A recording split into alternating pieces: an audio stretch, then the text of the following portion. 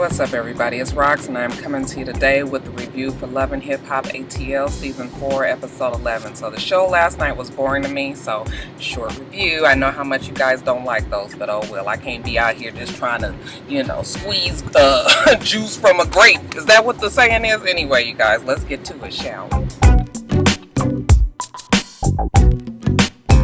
Alright, you guys, so the show started where it ended last week. I told Carly to go ahead and send the bitch Dime Penny to the studio so she can really see how music is made. She running around town stalking me. She want to be my friend. But you know what, baby? Go ahead and dream on, because Joseline Hernandez is the real superstar. The only thing and the only place that you can perform at is at your uncle's barbecue, bitch. She be saying that bitch, don't she?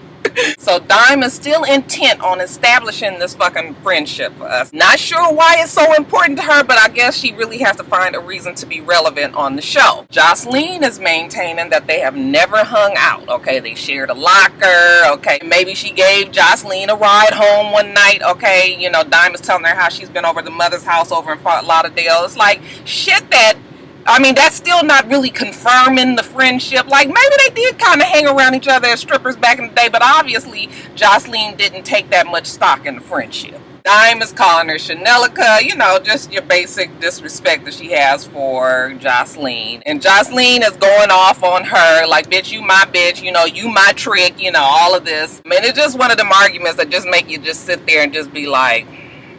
What I can't understand is why, again, is Jessica Dime so proud that Joseline paid her for sex? Like, is this some shit that we be shouting from the rooftops, you guys? And I loved how Joseline just threw that money in her face. Didn't she do that shit so smooth? Okay, she just kept on throwing it. Jessica was just like 1, 5, 1s and 5s. Like, that bitch didn't need that fucking money. Shit, I know I wanted to drop down and be like, kind of get some pick up shit up and, get that shit in my shirt.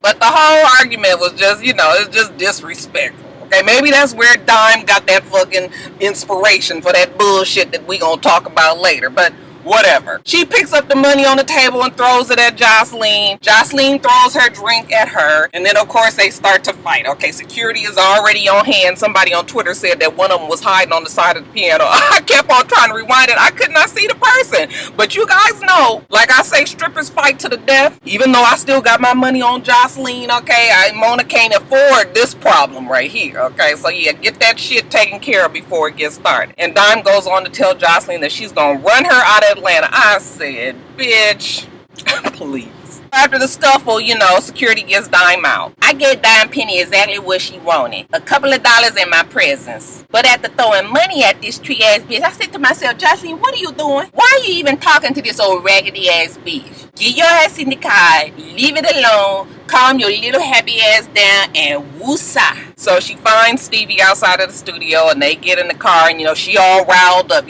Stevie J was like, what happened in there? I saw Jessica come running out and everything.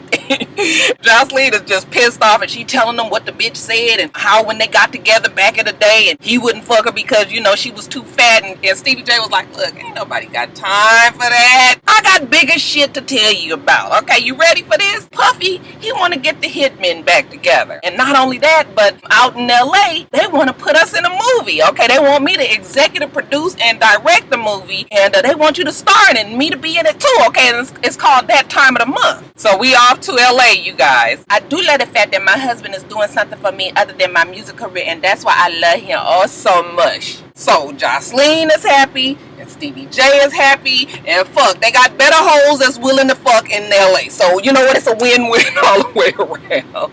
So they get to LA, and in short, Stevie J tells us that he's been working behind the scenes to get this deal going. He's actually meeting with the investors, so I get the idea that this project is really not, we just know that we have the money backing, which I guess is the most important part. But other than that, the shit ain't, they didn't came up with a name, and that is it, okay? It's nothing really coming into fruition just yet, but you know what? They got the money. He's there. He got his his, I guess that was his manager or whoever that person was, and, you know, they sign in the paperwork. The investors are telling them that they got to move to LA, you know, that they need to be there to do the work, and I suppose that this is the setup for Stevie J and Joseline's spinoff that we've been hearing about for the last couple of years, the Jordans Take LA. It's fine. They can have their spinoff as long as they don't fucking leave Love and Hip Hop ATL. Somebody on Twitter gonna say last night that they trying to set the Jessica Dime piece up to take Joseline's part. I was like, never in a fucking trillion years. That girl doesn't have Joseline's whatever it is that Joseline had. Jessica don't have it. I'm sorry. I liked Jessica when she first came on the show. She seemed like she was cool, but this quick left that she's made, like, no, I'm not really feeling it. She will never be a Joseline Hernandez. I'm sorry. So they signed the contracts, and Joseline says, I'm so glad that I finally get to be a movie star, but I'm really, really more excited that he gonna get to be the boss of this movie, because he got the Puerto Rican princess by his side, baby, and you would never go wrong with me. Now again, Dime is making sure that we know that she is unhappy with Mimi, okay? It's been 3 months, Mimi ain't did shit. She can't just be sitting around. She got to go around Atlanta and keep her skills sharp. So what she does is she enters her name in open mic contests around Atlanta, you know, just so she don't get rusty. She invites Carly Red, and in turn, Carly invites Margot because Margot ain't got shit else to do now that Mimi done spilled her own tea. And Carly, you know, in an effort to get this stupid ass storyline to connect, she tells Dime that she and Margot have something in common. A common denominator is Mimi. And I was like, what the fuck is she talking about? Two totally different situations. Carly, you was just really trying to get this shit going. But whatever, I guess we got a show to move on, right? So, you know, Margot is not feeling Mimi. Dime is telling them that she just don't really know what the drama is. She thinks it's because of Joseline, that she hasn't worked with Stevie J, and then she goes on to tell Carly about the fight that she had at the studio. Carly is orgasmic. She's just listening like, what? She was like, it went down. I was like, did it really go down? I mean, was that really, that was not in my list of top 5 fights on Love and Hip Hop ATL. Then she goes on to say again that Joseline paid her for sex, and again, I couldn't understand why. Even Margot was like, these bitches are sitting up here telling me she done got paid to fuck Joseline, but whatever. Hey, these girls look like they have a good time. I'm down. Okay, we already knew that, Margot. So she gets up there on stage, and when I tell you it is some old lackadaisical fucked up, I mean, just some old thrown together shim sham shit of a rap. I was just like, is this what we call sharpening? All the way from Memphis, let's welcome to the stage Jessica Dime. I'm so disrespectful. I'm so disrespectful. They envious. It's obvious. These hoes disrespect me like something. I said, girl, if you don't cut this shit out, everybody out there, Margot looking like, yeah, you know, she want to be like, what the fuck is this? She gets off of the stage and she calls Margot up there. Now, Margot, I will admit, when I listened to her song, like the studio copy of her song, it was a cool song. And that bullshit that they put on the show yesterday, it didn't do her no justice. That shit was not good. I was like, nah, I mean, I know we not professionals and we got to get, you know, some stage presence and everything, but that was not the way to introduce your music to the world. So if you're interested in hearing her song, because trust me, it's not as bad as it sounded, go onto her website, House of Margot, and listen to the song. But I tell you what, I was over it. I was over all of the fuck shit that was going on at that open mic night. And then, oh, I forgot. We also found out that there will now be a CHKR Entertainment, and that would stand for Crackhead Carly Red's Entertainment Music Label. I said, bitch, no, you not. Okay, it seemed like it just came off the top of her mind right then while she was doing her confessional. I said, okay, I guess, you know, in the vein of Baby Knees, she's a fucking Heyman too, okay? She got Tin Job. She got the makeup line. She got the weave line. She got the clothing store. She got the booty modeling career. And now she got an acting career. I said, girl. Now, later, Jessica Dime finally meets up with Mimi because, like I said, Mimi ain't did shit for Dime, okay? Mimi tells us that she feels bad, that she's neglected Dime for the last 3 months because, you know, she had all that drama going on with Margot and Nico. So they sit down and Dime was like, what's up with MF Management? Okay, you ain't did shit. And, you know, Mimi, here she go talking about it. Just to let you know that Mimi ain't really about her business. Mimi's not quite up on this management management thing. She get to telling her about her personal problems, but that's all behind her now. Okay, she been working behind the scenes to, you know, get some ducks lined up in a row for Jessica Dime, and Jessica was just like, you know, fuck a duck, bitch. I need to make some wet. Y'all knew it was coming. Jessica was just like, yeah, I need to really get out here and work because this music thing is all that I have. And I was just like, Dime, baby, if music is all that you have, if we gotta go by what the fuck you just did, maybe you need to take your ass back down to Florida and get your strip back on. Dime is telling her that she hasn't met Stevie J yet, and I was just like, well, you was just with Stevie J at the studio, okay? If you was really about it like you want to act like you are, why you didn't say nothing to a man? He was right there in your fucking face. Space and opportunity. You already know that Stevie J is not fucking with you, but you just gonna keep on trying to put this shit on Joseline. Because it ain't that hard to get in touch with somebody in Atlanta, you guys. Atlanta is teeny tiny. That circle, everybody run together. So it wouldn't have been that hard, you know. If she knows some people, like she say, bitch, if you know somebody, then go do it your goddamn self. What the fuck you trying to get Mimi to do it for? But you know, Mimi is still trying to smooth out the waters for Dime. I'm not surprised that Joseline and Dime are having problems. Hell, who doesn't Joseline have a problem with? So Dime was like, look, girl, if we ain't gonna do this, I got other people that want to work with me. Hell, Dawn wants to work with me. I'm still trying to figure out when Dawn became a manager. Or as I knew, she was a booking agent. Honey, Dawn and filled up Dime's head with champagne wishes and caviar dreams. And that's all Dime can see. So Dime tells Mimi that Dawn said that, you know, she helped her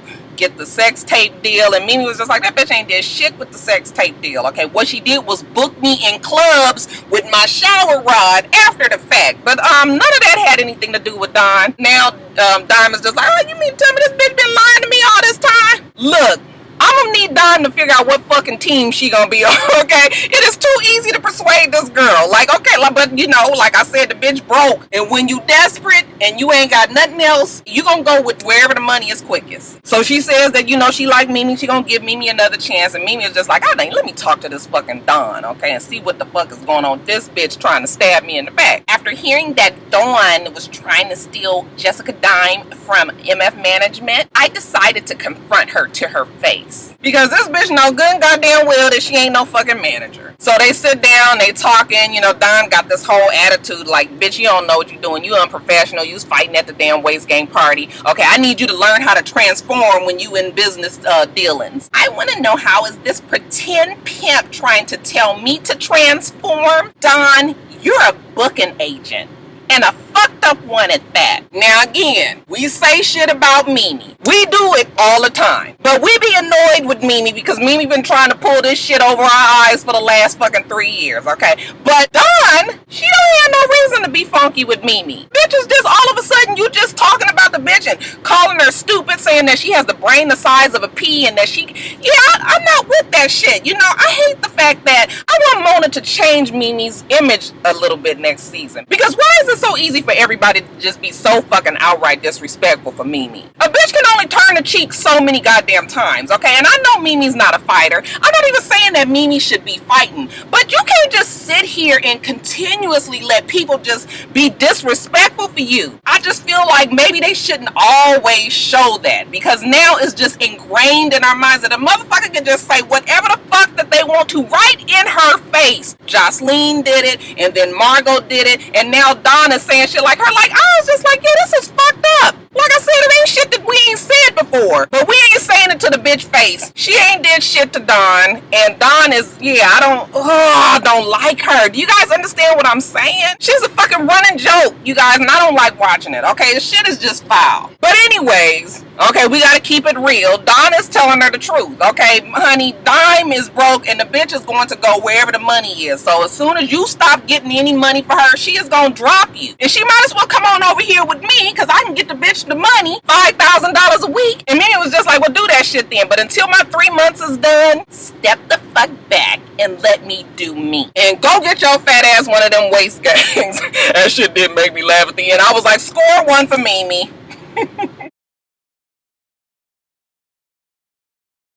Say it with me, you guys. Fool or fuck who niggatry. That's it. Okay. Ashley is performing for her fucking life at some kind of, promo concert little thing at some little makeshift club. And this is all to get back into Rasheeda's good graces. She seems like she can sing as far as we talking about some studio, It seems like it might be there. However, that performance was so fucked up. I was just mad that they even, do we put any effort into trying to put some shit together? This bitch out there, she trying to do her little dance and she got some old niggas back there in the background that ain't doing shit. Rasheeda is there because, she's trying to give this whole D-Lo entertainment, another try, and as the vice president, she's trying to listen to this with a non-biased ear. Rasheeda then brought Erica's, non-mattering ass there, and I promise you, Erica is just annoying. Like, I know she's there as the, keep it real friend for Rasheeda or whatever. And of course,